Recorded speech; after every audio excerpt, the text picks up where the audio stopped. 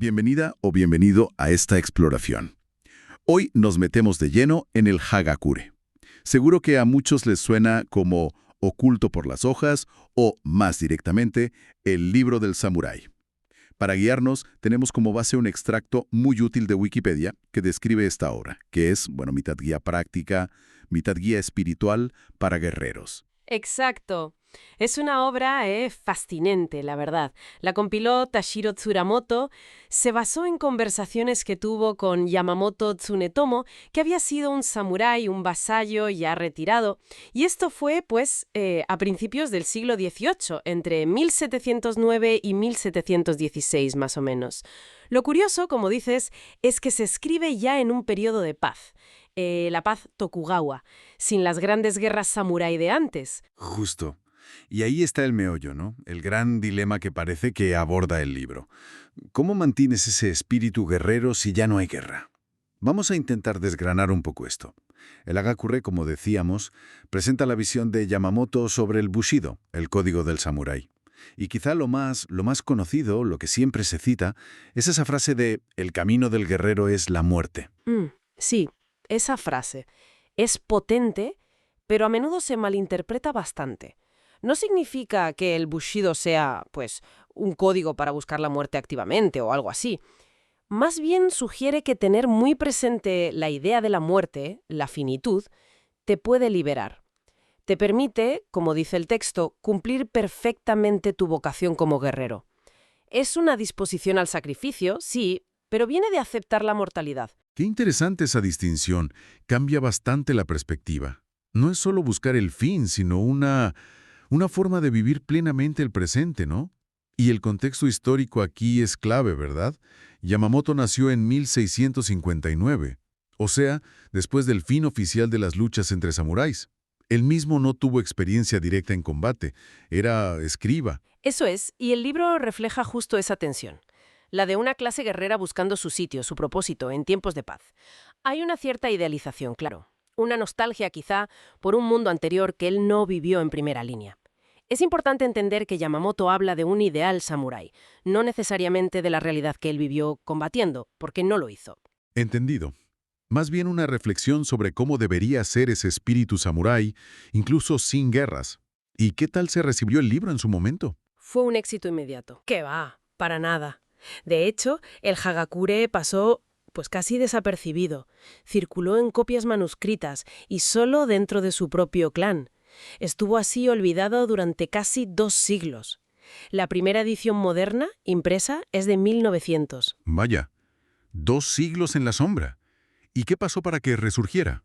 ¿Y cuándo? Pues su gran momento llegó mucho más tarde, en un contexto muy diferente. La Segunda Guerra Mundial. Ahí sí que se popularizó enormemente. Curioso. ¿Y por qué justo entonces? Bueno, fue adoptado y promovido muy activamente por el ejército japonés de la época. Vieron en el Hagakure, o quisieron ver, una especie de guía definitiva del espíritu samurái, sobre todo por esa idea del sacrificio, la lealtad absoluta. Encajaba con la ideología militarista de entonces. Aunque, ojo, hay historiadores como Mark Rabina que señalan algo importante. Dicen que esto podría ser más un ejemplo de lo que el ejército quería que los soldados creyeran sobre los samuráis, más que un reflejo puro de la tradición histórica o de la intención original de Yamamoto. Una reinterpretación, digamos, interesada. Entiendo. Se convirtió en un símbolo potente, sí, pero quizá un poco descontextualizado o instrumentalizado. Vale.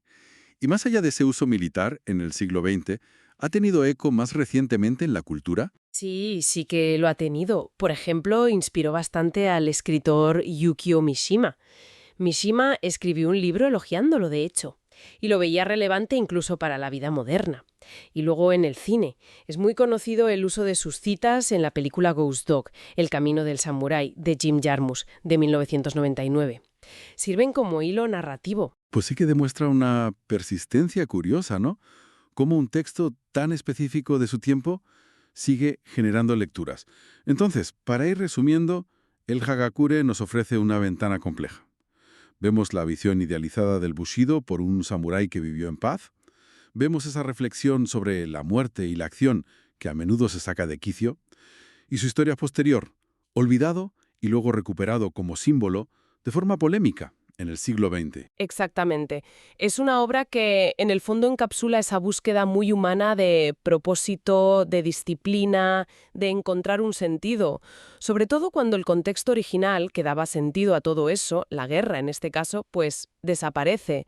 Muestra cómo las ideas viajan, se transforman, se adaptan, a veces bien, a veces no tanto. Nos deja pensando, desde luego, y quizá una reflexión final para quien nos escucha.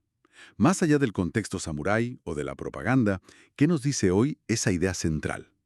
La de vivir conscientes de nuestra finitud, para entregarnos de verdad a una vocación, a un propósito vital. Ahí queda la pregunta.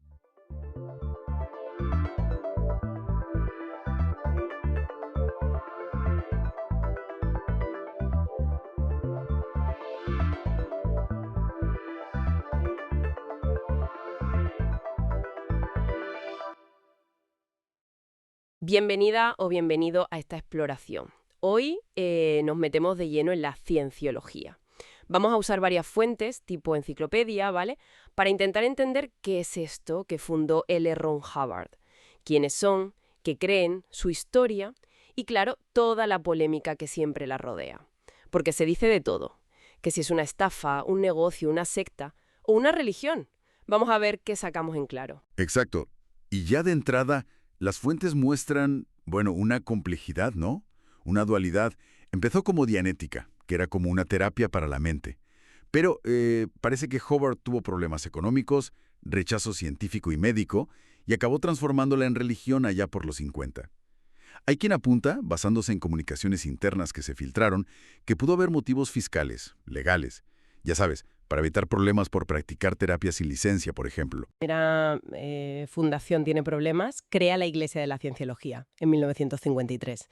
Ese cambio a religión, como dices, suena muy pragmático según lo pintan las fuentes. ¿Será por eso que le ponen etiquetas tan distintas, que si culto, que si negocio? Precisamente, es que en las fuentes la describen como una mezcla muy particular. Un sincretismo, ¿sabes? Tiene cosas del hinduismo, del budismo, ocultismo, psicología, de la de andar por casa y, ojo, mucha ciencia ficción. Y el debate sobre qué es realmente, pues sigue ahí. Religión, negocio, culto peligroso. Hay países como Estados Unidos, Australia o Italia que le han dado estatus de religión, pero vamos, después de peleas legales largas. Pero claro, luego tienes a Alemania o Francia que la ven como una secta chunga o anticonstitucional. Y para echar más leña al fuego está esa famosa política interna que se filtró, supuestamente de Hubbard, que es, crudísima. Algo así como, haz dinero, haz más dinero, haz que otros produzcan para hacer dinero. Eso, claro, alimenta mucho la visión de que la pasta es un motor clave aquí, más allá de lo espiritual. Nuestra esencia, digamos, parecido al alma y que reencarna. Y luego están los engramas. ¿Eso qué es exactamente? Traumas. Eso es. Los engramas son como grabaciones mentales de momentos de dolor, inconsciencia. Traumas, sí. Y la práctica central para quitárselos de encima es la auditación. Es una especie de, sesión individual, como una confesión o terapia, donde usan un aparato llamado emitter. Las fuentes lo describen como un cacharro que mide cambios eléctricos mínimos, que supuestamente indican el estado mental y si hay engramas activos. El objetivo final es borrarlos todos y llegar al estado de clear, una especie de liberación total. Pero claro, llegar a ser clear y sobre todo seguir subiendo niveles no debe ser fácil. Ni barato, por lo que se dice. Se habla de costes de, cientos de miles de dólares para los niveles más altos. ¿Y qué consigues con eso? ¿Superpoderes? Hombre, casi. Aquí es donde la cosa se pone más esotérica y secreta, digamos. Al avanzar, y pagar más, claro, accedes a los niveles de Operating Titan, los OT. Te prometen habilidades, casi divinas. Controlar materia, energía, espacio, tiempo. MEST, lo llaman ellos. Mucho de esto es súper secreto para los de abajo, pero por filtraciones, juicios y demás, se ha sabido de la cosmología interna. Y es una historia de ópera espacial, literalmente. Implica a un tal Xenu, un dictador galáctico, que según esta doctrina secreta carísima, hace 75 millones de años trajo a billones de seres a la Tierra. los metió en volcanes y los liquidó con bombas de hidrógeno. Sus espíritus traumatizados, los tetanes corporales, se nos pegaron a los humanos y son la causa de todos nuestros males. La auditación de niveles OT busca liberar al individuo de estos tetanes pegados. Madre mía, leer eso impacta, ¿eh? Y claro, junto a creencias así, las fuentes están llenas de controversias muy serias. Mencionan la operación Snow White en los 70. ¿Qué fue eso? Pues fue, a ver, una infiltración masiva y súper organizada en docenas de agencias del gobierno de Estados Unidos. Querían robar documentos negativos sobre Harvard y la cienciología. Fue uno de los mayores casos de espionaje interno en la historia de Estados Unidos. Acabó con gente importante de la cúpula en la cárcel, incluida la mujer de Harvard. Y a eso le sumas la política de Fair Game, o juego limpio. Aunque dicen que la cancelaron, muchos críticos y exmiembros aseguran que sigue activa. Básicamente es ir a por quien consideran enemigo, una persona supresiva, para desacreditarlo, acosarlo, arruinarlo. Y la política de desconexión que obliga a los miembros a cortar lazos con esas personas, incluso si son familia. Es tremendo. Uf. Y las acusaciones no paran ahí. Las fuentes también hablan de abusos dentro de la organización. Sí, sí. Hay informes y testimonios sobre el RPF, el Proyecto de Fuerza de Rehabilitación. Es un programa de disciplina interna que algunos exmiembros describen como, trabajos forzados, humillaciones, un régimen muy duro. Y luego están las acusaciones más graves aún, abortos forzados dentro de la CIA-ORC, que es como la élite, los que firman contratos de 1.000 millones de años y dirigen el cotarro, y denuncias por tráfico de personas. Y claro, la cienciología responde a todo esto de forma muy agresiva. Pleitos contra medios, exmiembros, gobiernos. Ha habido condenas gordas, ¿eh? En Canadá por espionaje, en Francia por fraude organizado. Está claro, entonces, que es una entidad con muchas caras. Para unos, un camino espiritual. Para otros, una organización con prácticas de control férreas y un historial legal complicado. Y para mucha gente, un misterio rodeado de secretismo. Las fuentes dibujan un cuadro muy complejo, lleno de luces y sombras. Sí, y una reflexión final que me surge de todo esto es esa tensión, ¿no? Entre cómo se define el grupo a sí mismo, como religión, en este caso, y cómo se le ve desde fuera por sus actos, su estructura, el trato a la gente. Plantea una pregunta clave, que vale para muchos movimientos nuevos. ¿Quién decide qué es una religión legítima? Sobre todo cuando cosas como el secretismo, el control interno y un énfasis tan fuerte en el dinero parecen tan centrales como la propia doctrina espiritual. Es un debate, fundamental y muy abierto hoy en día.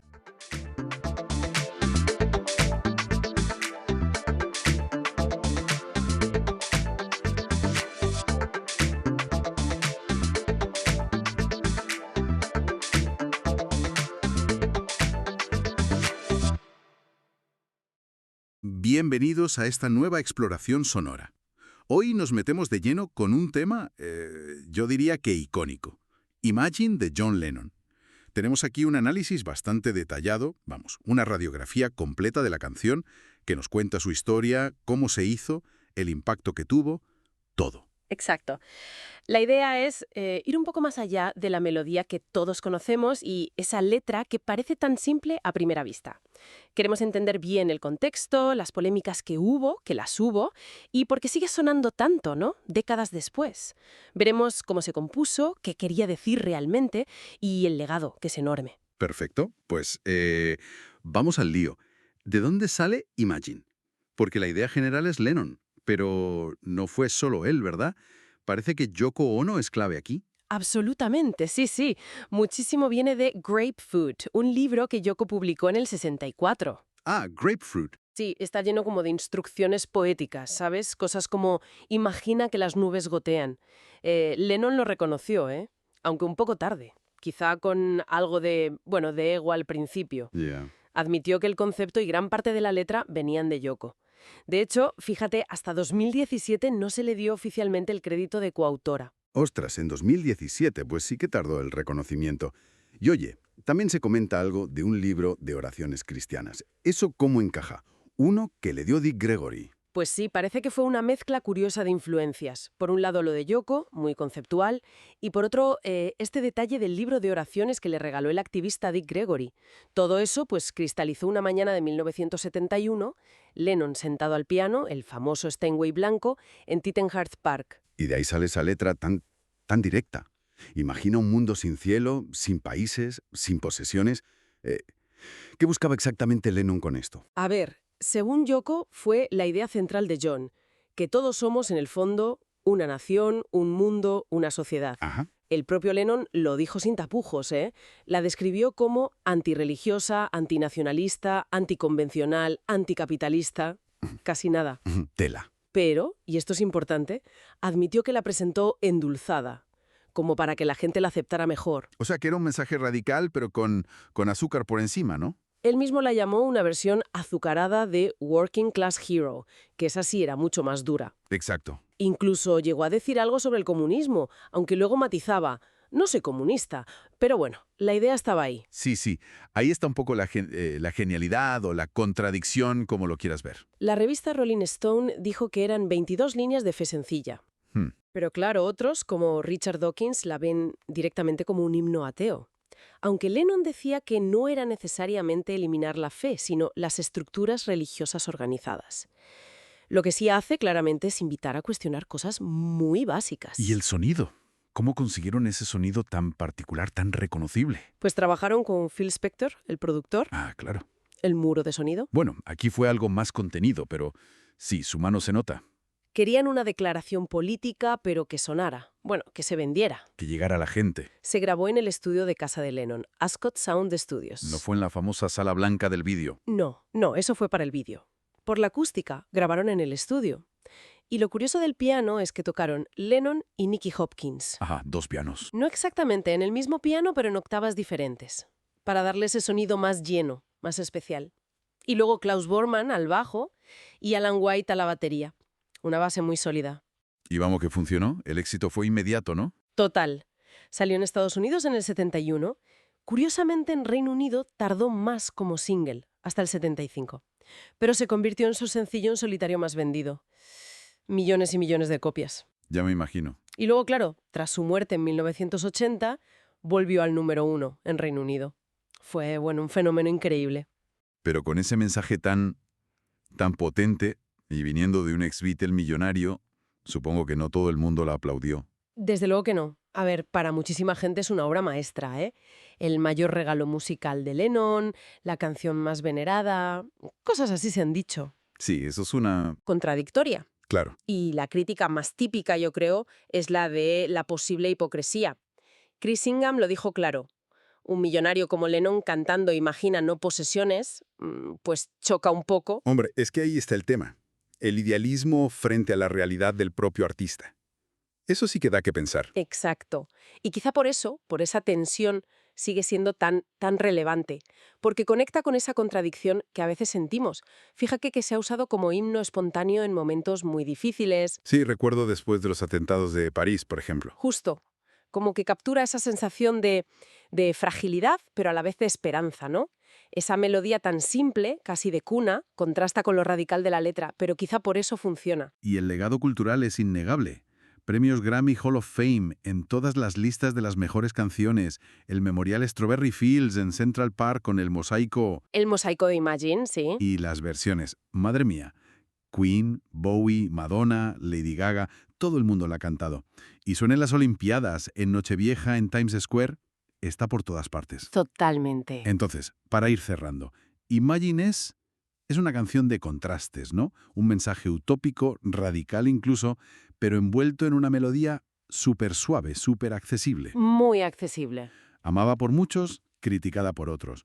Muy personal de Lennon y Ono, pero a la vez universal. Sí, es un reflejo de ellos dos y de los grandes ideales que toca. Y su éxito demuestra algo, que una idea muy potente, si la presentas bien, si la endulzas, Como él decía. puede calar hondo y llegar muy lejos. Pues ahí queda. Una última reflexión para darle una vuelta. ¿Cómo puede ser que una canción que pide básicamente desmontar estructuras como los países, la religión organizada o la propiedad privada, acabe siendo adoptada y celebrada tan a menudo por ese mismo establishment que parece cuestionar. Ahí lo dejamos.